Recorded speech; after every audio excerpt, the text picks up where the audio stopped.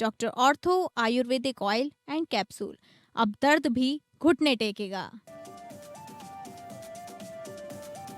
भिलाई में बाबा गुरु घासीदास जयंती में शामिल हुए मुख्यमंत्री विष्णुदेव साय। सतनाम भवन में डोम निर्माण और प्रतिवर्ष बाबा गुरु घासीदास जयंती आयोजन के लिए 60 लाख रुपए देने की घोषणा। छत्तीसगढ़ के कांकेर में शव को दफन करने पर विवाद ने लिया सांप्रदायिक हिंसा का रूप। झड़प में कई पुलिसकर्मी समेत 20 लोग घायल। क्षेत्र में तनाव की स्थिति। मनरेगा का नाम बदलने पर झारखंड में सियासी पारा हाई। जेएमएम ने जमकर किया केंद्र सरकार का विरोध। जेएमएम के केंद्रीय महासचिव सुप्रियो भट्टाचार्य ने पूछा, क्या केंद्र सरकार कल्याणकारी योजनाओं को वोटों से जोड़ेगी। एनसीपी अजीत पवार गुट के एक और मंत्री के इस्तीफे के बाद राजनीतिक हलचल तेज। गिरफ्तारी से बचने के लिए पूर्व मंत्री ने बॉम्बे हाईकोर्ट का दरवाजा खटखटाया। राहत नहीं मिली तो होगी गिरफ्तारी।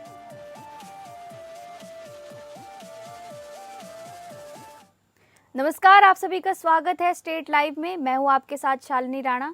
शुरुआत करेंगे स्टेट लाइव की छत्तीसगढ़ की खबरों से। परम पूज्य बाबा गुरु घासीदास की 269वीं जयंती के अवसर पर भिलाई सेक्टर 6 स्थित सतनाम भवन में आयोजित बाबा गुरु घासीदास जयंती एवं गुरु पर्व कार्यक्रम में मुख्यमंत्री विष्णुदेव साय शामिल हुए। मुख्यमंत्री ने बाबा गुरु घासीदास जी की गुरु गद्दी का दर्शन किए एवं पूजा अर्चना कर प्रदेशवासियों की सुख समृद्धि की कामना की। कार्यक्रम में प्रदेश के तकनीकी शिक्षा एवं रोजगार, कौशल विकास एवं अनुसूचित जाति विकास मंत्री गुरु खुशवंत साहिब, स्कूल शिक्षा मंत्री गजेंद्र यादव, अनुसूचित जाति विकास प्राधिकरण के उपाध्यक्ष एवं विधायक डोमन लाल कोरसेवाड़ा और विधायक रिकेश सेन उपस्थित रहे। मुख्यमंत्री साय ने इस अवसर पर मुख्यमंत्री से सतनाम भवन में डोम निर्माण हेतु 50 लाख रुपए तथा प्रतिवर्ष बाबा गुरु घासीदास जयंती आयोजन के लिए 10 लाख रुपए की घोषणा की। में बहुत अंतर होता है, जमीन और आसमान का फर्क होता है। लोग बोलते कुछ हैं और ठीक उसके विपरीत करते हैं। और आज भारत की जनता का विश्वास खो चुके हैं। इसलिए एक समय पूरे देश और प्रदेशों में एक छत्र शासन चलाने वाली कांग्रेस सिमट के रह गई। तो लगातार सफलता मिल रही है नक्सलवाद के खिलाफ लड़ाई में।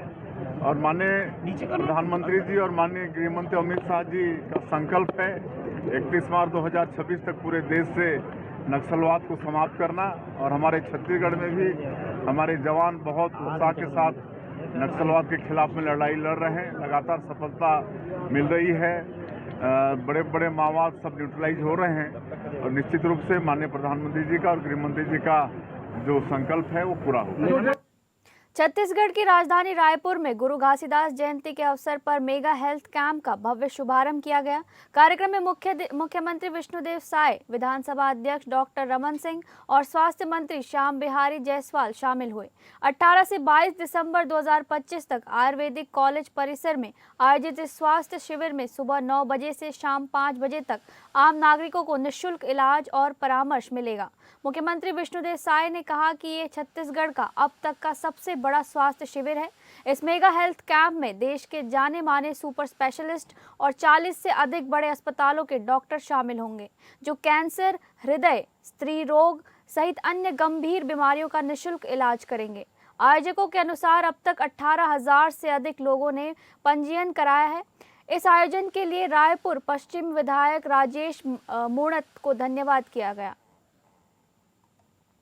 हमारे प्रदेश के पूर्व मंत्री और रायपुर पश्चिम के विधायक राजेश मूणत जी और उनकी पूरी टीम के साथ ये 6वें साल मेगा हेल्थ कैंप का आयोजन किया गया है, जो कि बहुत बड़ा है। इसमें देश के और भी जगह से 45 से ज़्यादा डॉक्टर आ रहे हैं, उनका भी स्वागत है। और हर पैथी का चिकित्सा और इलाज और जांच यहाँ पर उपलब्ध है। ये बहुत ही इसका लाभ होने वाला है हमारे प्रदेश के लोगों को। और इसके लिए मैं आदरणीय राजेश मूणत जी और उनकी पूरी टीम को बहुत बहुत बधाई और शुभकामनाएं देता हूं। भारत का सबसे बड़ा कैंप है सर। मुठभेड़ हो रहा है, 3 नक्सली मारे गए। संत शिरोमणि गुरु घासीदास बाबा की 269वीं जयंती पर कवर्धा जिले के मगरदा और बिसनपुरा गांव में कार्यक्रम आयोजित हुआ, जिसमें उप मुख्यमंत्री एवं कवर्धा विधायक विजय शर्मा शामिल हुए। उप मुख्यमंत्री विजय शर्मा ने कहा कि गुरु घासीदास बाबा का संदेश मनखे एक समान आज भी समाज को समानता और भाईचारे की राह दिखाता है। इस अवसर पर उन्होंने विकास कार्यों की घोषणाएं की। मगरदा में गुरु घासीदास बाबा मंदिर परिसर के सामने बाउंड्री वॉल के लिए 10 लाख और मंच निर्माण के लिए 3.5 लाख रुपए स्वीकृत किए गए। वहीं ग्राम बिसनपुरा में सीसी रोड और मंगल भवन के लिए 6.5 लाख रुपए की घोषणा की गई।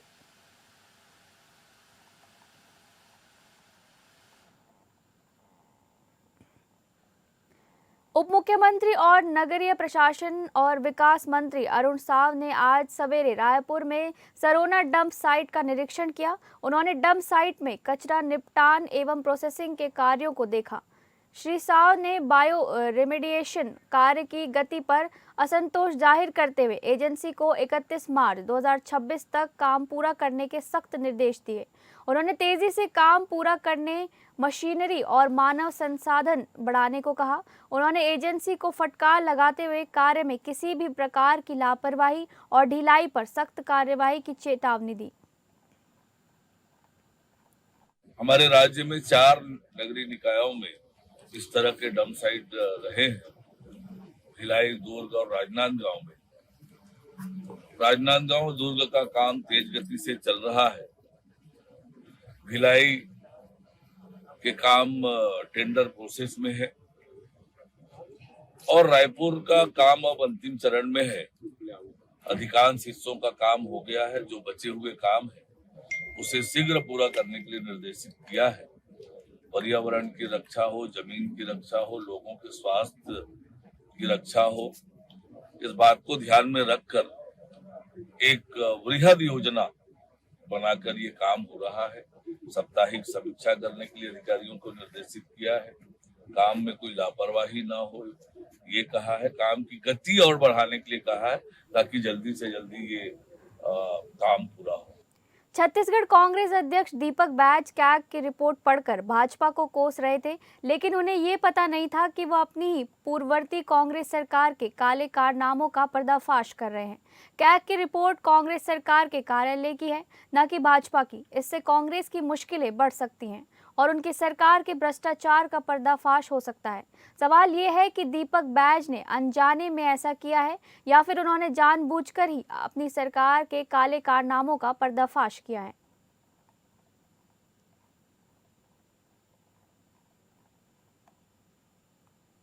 माननीय दीपक बैज जी, ये आपने क्या कर दिया? अपनी ही पूर्व कांग्रेस की सरकार जिसके कप्तान भूपेश बघेल जी थे उनकी पोल खोल दी। कागज पढ़ते वक्त ये तो देख लेते आप कि आप अपनी ही सरकार के कुकर्मों का कागज पढ़ रहे हैं।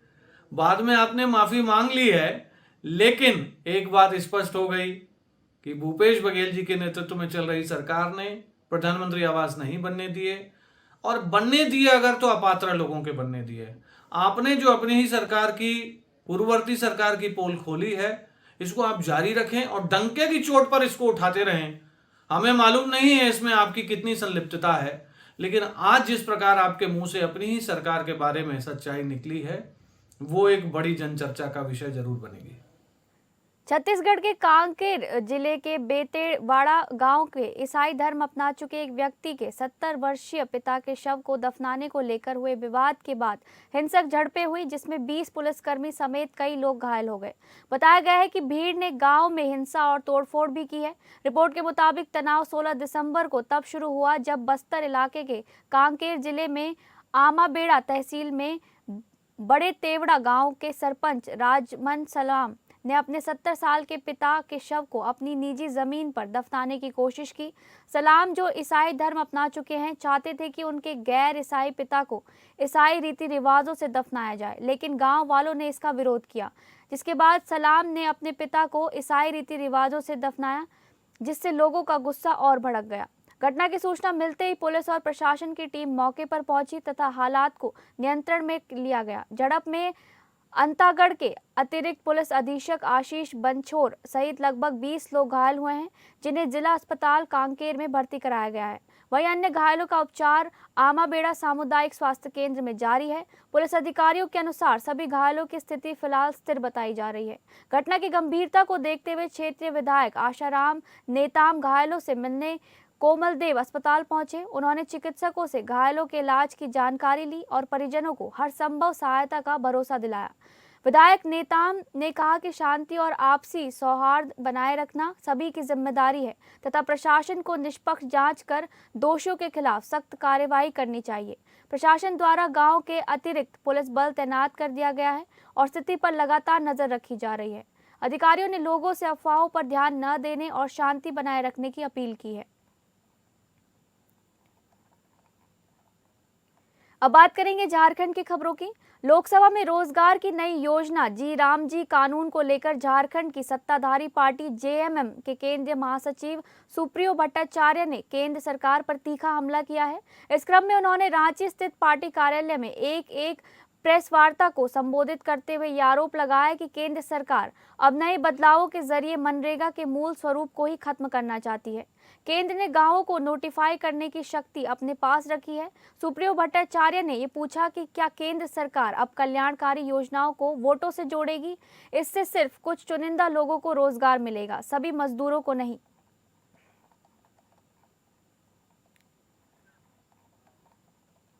झारखंड प्रदेश कांग्रेस में विधायक दल के नेता प्रदीप यादव की नाराजगी की अटकलों को एक बार फिर तूल पकड़ते हुए देखा गया। जब पिछले हफ्ते नेता प्रतिपक्ष बाबूलाल मरांडी से उनकी मुलाकात की वीडियो क्लिप सोशल मीडिया पर जमकर चर्चा में आई, अब इस मामले पर जवाब देते हुए पार्टी के प्रवक्ता सह मीडिया प्रभारी राकेश सिन्हा ने एपीएन न्यूज से खुलकर बातचीत करते हुए पार्टी का पक्ष सामने रखा है। तो वहीं उन्होंने गिरिडीह जिले में अनंत ओझा से हाल ही में दिए गए बयान पर भी हमला बोला है। झारखंड कांग्रेस के मीडिया प्रभारी और प्रवक्ता राकेश सिन्हा जी हैं, उनसे जानेंगे क्या कुछ हो रहा है, आखिर क्यों इस तरीके से प्रदीप यादव कह रहे हैं कि उन्हें बदनाम किया जा रहा है। कुछ विशेष लॉबी के लोग हैं जो उन्हें बदनाम कर रहे हैं, आखिर वो किसकी तरफ इशारे कर रहे हैं? नहीं, देखिए, ये मामला चूंकि पुराना हो चुका है, इस मामले पे प्रदेश नेतृत्व और अखिल भारतीय कांग्रेस कमेटी की ओर से भी तमाम विधायक, तमाम मंत्रियों की बैठक आदरणीय केसी वेणुगोपाल जी की अध्यक्षता में हो चुकी है। तो हमें लगता है कि ये मामला का पटाक्षेप हो चुका है। लेकिन काफी बड़ी बात है, राष्ट्रीय नेता को इसमें हस्तक्षेप करना पड़ा, उन्हें बैठक कर इस पर बात रखनी पड़ी। नहीं, अब जो मामला का पटाक्षेप हो चुका है, अब उस मामले को फिर से जीवित करना हमें लगता है कि यह उचित नहीं है। राकेश जी, आपसे ये जानना चाहेंगे, जिस तरीके से उनका ये कहना है कि कांग्रेस जब राष्ट्रीय स्तर पर शासन में थी और तब से ही वो आवाज उठा रहे हैं, राष्ट्रीय स्तर पर चुनाव आयोग अब जो है जिस तरीके से फैसले ले रही है, लेकिन एसआईआर का ये जो विरोध कर रही है कांग्रेस से, इस पर उन्होंने आपत्ति जताई है कि कांग्रेस क्यों आखिर विरोध कर रही है, जब यहाँ घुसपैठियों को बाहर निकालने के लिए इस तरह की एसआईआर के बाद एनआरसी लागू करने के लिए भी उन्होंने मांग की। इस पर भी क्या कहें? कांग्रेस पार्टी यूपीए गवर्नमेंट में हमने 90,000 घुसपैठियों को डिटेक्ट करने का काम किया और उनको उनके गंतव्य स्थान तक पहुंचाने का काम किया। 90,000 से ऊपर, ये ऑन रिकॉर्ड है। 12 सालों के दरमियान अमित शाह जी, नरेंद्र मोदी जी कितने घुसपैठियों को चिन्हित किया, कितने घुसपैठियों को डिकोड किया और कितने घुसपैठियों को उनके गंतव्य स्थान तक पहुंचाया, बता दें अनंत ओझा। तो आपने सुना अनंत ओझा के सवालों पर, उनकी तरफ से लगाए गए आरोपों पर झारखंड प्रदेश कांग्रेस की तरफ से मीडिया प्रभारी राकेश सिन्हा जी ने जवाब दिया है और उन्होंने पलटवार किया है अनंत ओझा के बयानों पर। इसी के साथ उन्होंने प्रधानमंत्री नरेंद्र मोदी और केंद्र की सरकार से भी कई सवाल किए हैं। एसआईआर को लेकर ये जो विरोध कांग्रेस की है वो आगे भी जारी रहेगी। फिलहाल हमारे सहयोगी दीपक के साथ एपीएन न्यूज से मैं तृप्ति राजे से नमस्कार। बोकारो एसपी हरविंदर सिंह ने नावाडीह थाना में प्रेस कॉन्फ्रेंस आयोजित कर बताया कि चपरी गांव में संयुक्त ग्रामीण जलापूर्ति परियोजना के तहत निर्माणाधीन भवन के बाउंड्री वॉल के अंदर लगे ट्रांसफार्मर के कॉइल को अज्ञात अपराधियों ने चोरी कर लिया। इस दौरान मुंशी और गार्ड को बंधक बनाकर मारपीट भी की गई। पुलिस ने इस मामले में एसआईटी टीम गठित कर छापामारी की और 3 आरोपियों को गिरफ्तार कर जेल भेज दिया। गिरफ्तार आरोपियों में सुंदरलाल मराडी, जितेंद्र मुर्मू और फूलचंद हासदा शामिल हैं।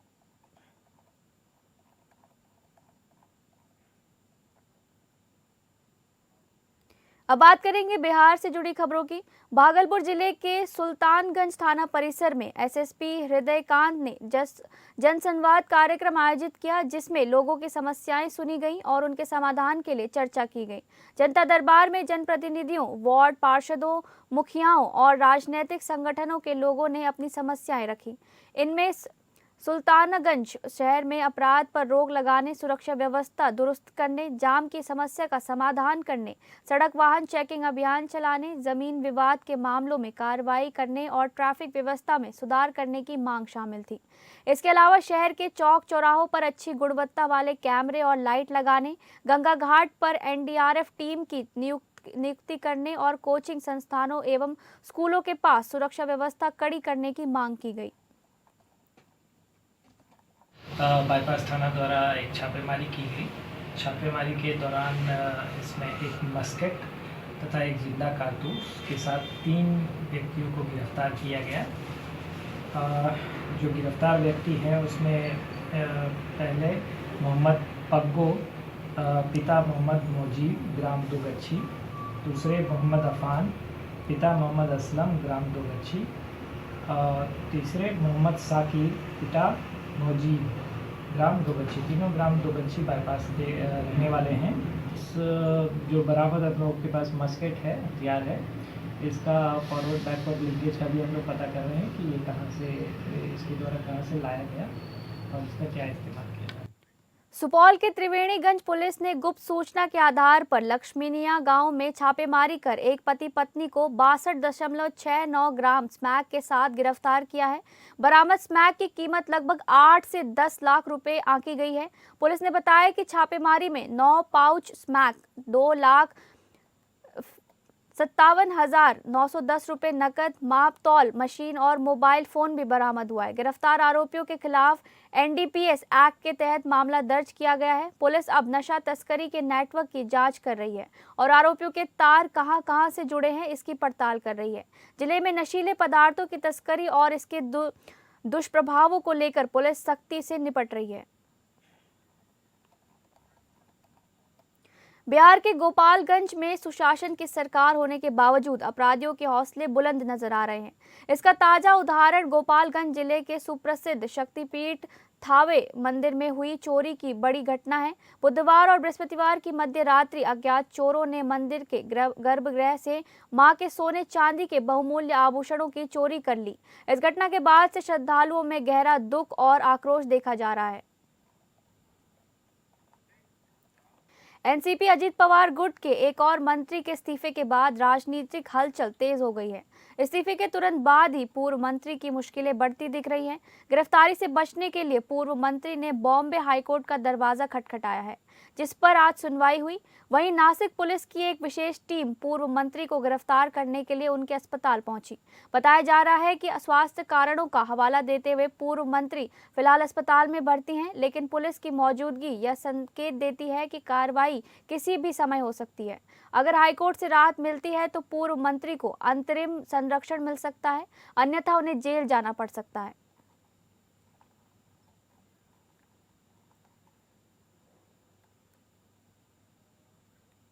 मुंबई से सटे ब्लू रूफ क्लब में देर रात एक शादी समारोह के दौरान आग लगने की घटना हुई।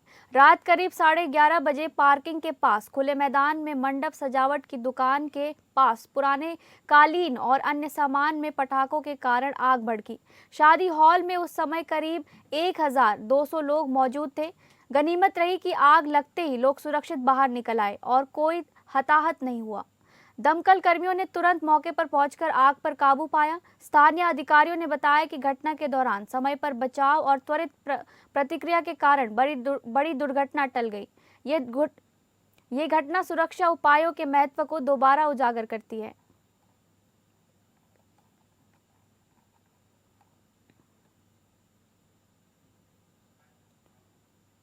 अब बात करेंगे मध्य प्रदेश से जुड़ी खबरों की। विदिशा में महिला कांग्रेस ने मंत्री विजय शाह के खिलाफ प्रदर्शन किया। उनका कहना है कि विजय शाह ने लाडली बहनों पर अपमानजनक टिप्पणी की है, जिससे वे नाराज हैं। प्रदर्शनकारियों ने विजय शाह का पुतला फूंका और मुख्यमंत्री से उनके इस्तीफे की मांग की। महिला कांग्रेस अध्यक्ष प्रियंका किराड के नेतृत्व में जिला कांग्रेस कमेटी के पदाधिकारियों और कार्यकर्ताओं ने माधवगंज में नारेबाजी की और प्रदर्शन किया। जब अधिकारी मौके पर नहीं पहुंचे तो उन्होंने एक मवेशी के गले में ज्ञापन टांग दिया।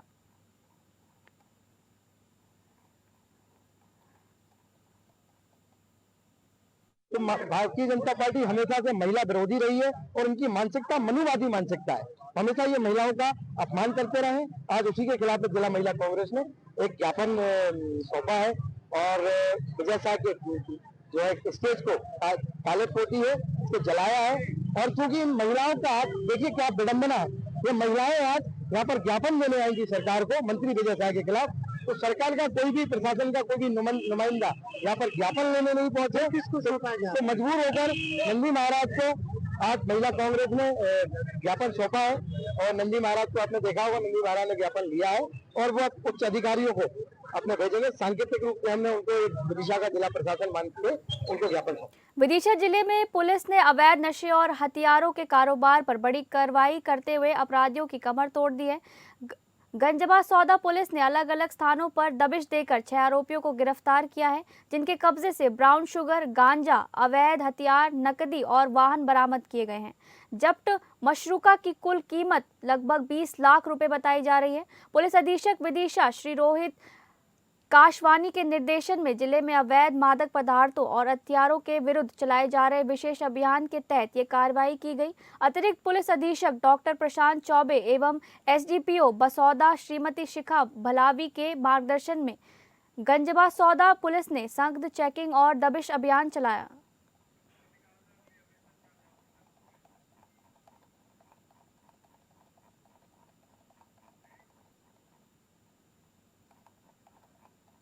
अब बात करेंगे पंजाब से जुड़ी खबरों की। अमृतसर के कंपनी बाग में महात्मा गांधी की मूर्ति के बाहर कांग्रेस पार्टी की तरफ से किए गए विरोध प्रदर्शन के दौरान पूर्व एमएलए और कांग्रेस नेता डॉक्टर राजकुमार वेरका ने मीडिया से बात की और केंद्र की बीजेपी सरकार पर हमला बोला। उन्होंने कहा कि कांग्रेस पार्टी की तरफ से यह विरोध प्रदर्शन पूरे देश में सड़क से लेकर पार्लियामेंट तक इसलिए किया जा रहा है क्योंकि केंद्र सरकार राष्ट्रपिता महात्मा गांधी का अपमान कर रही है, जिसे किसी भी कीमत पर बर्दाश्त नहीं किया जाएगा। डॉक्टर वेरका ने कहा कि आज महात्मा गांधी के नाम और विचारों को धीरे धीरे खत्म करने की कोशिश की जा रही है। उन्होंने तंज कसते हुए कहा कि कल को ये भी कहा जा सकता है कि गांधी जी के नाम पर चल रही स्कीमों के नाम बदल दिए जाएं या नोटों से महात्मा गांधी की तस्वीर हटाकर किसी और की तस्वीर लगा दी जाए, लेकिन देश की जनता ये कभी स्वीकार नहीं करेगी। केंद्र सरकार पर गरीब विरोधी होने का आरोप लगाते हुए उन्होंने कहा कि पहले स्कॉलरशिप स्कीम के तहत 90% केंद्र सरकार और 10% राज्य सरकारें देती थी, जिससे गरीब परिवारों के बच्चों को पढ़ाई मिलती थी, लेकिन बीजेपी सरकार ने यह हिस्सा बदलकर 40% राज्यों को दे दिया, जिससे ये स्कीम फेल हो गई और करोड़ों बच्चे स्कूल कॉलेज छोड़ गए। डॉक्टर राजकुमार वेरका ने आरोप लगाया कि मौजूदा सरकार देश में नफरत, जातिवाद और समुदाय को तोड़ने की राजनीति कर रही है।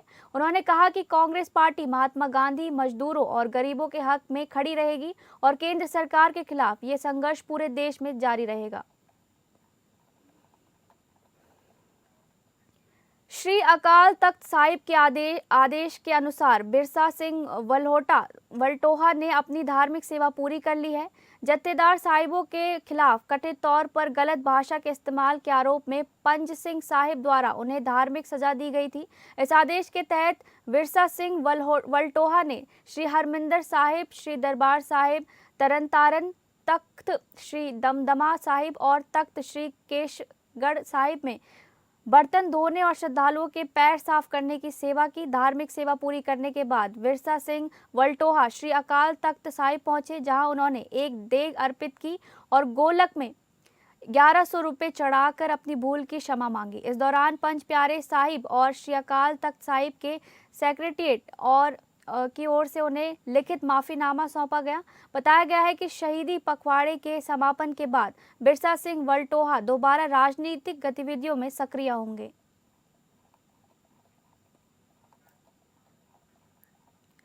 साउथ विधानसभा क्षेत्र के गिलवाली गेट के नीचे स्थित गली ब्रह्मचारी में बीती रात भीषण आग लगने से एक घर पूरी तरह जलकर खाक हो गया। आग इतनी भयानक थी कि घर में रखा सामान, बच्चों की स्कूल की किताबें और वर्षों की मेहनत से जुटाया गया घरेलू सामान सब कुछ नष्ट हो गया। आग के बाद पीड़ित परिवार को रात के समय अपना बचा कुचा सामान सड़क पर ढोना पड़ा, जिससे परिवार बेहद सदमे में है। मीडिया में खबरें सामने आने के बाद स्थानीय लोग और सामाजिक संगठनों ने पीड़ित परिवार की मदद के लिए हाथ बढ़ाया और हजारों रुपए की आर्थिक सहायता दी। इसी क्रम में साउथ विधानसभा से विधायक डॉक्टर इंद्रबीर सिंह निज्जर स्वयं मौके पर पहुंचे, घर की स्थिति का जायजा लिया और परिवार को हर संभव मदद का भरोसा दिलाया। डॉक्टर निज्जर ने कहा कि घर की छत और अन्य जरूरी मरम्मत की पूरी जिम्मेदारी वे लेंगे और डीसी फंड के साथ साथ व्यक्तिगत स्तर पर भी सहायता करेंगे। फिलहाल स्टेट लाइव में बस इतना ही। नमस्कार।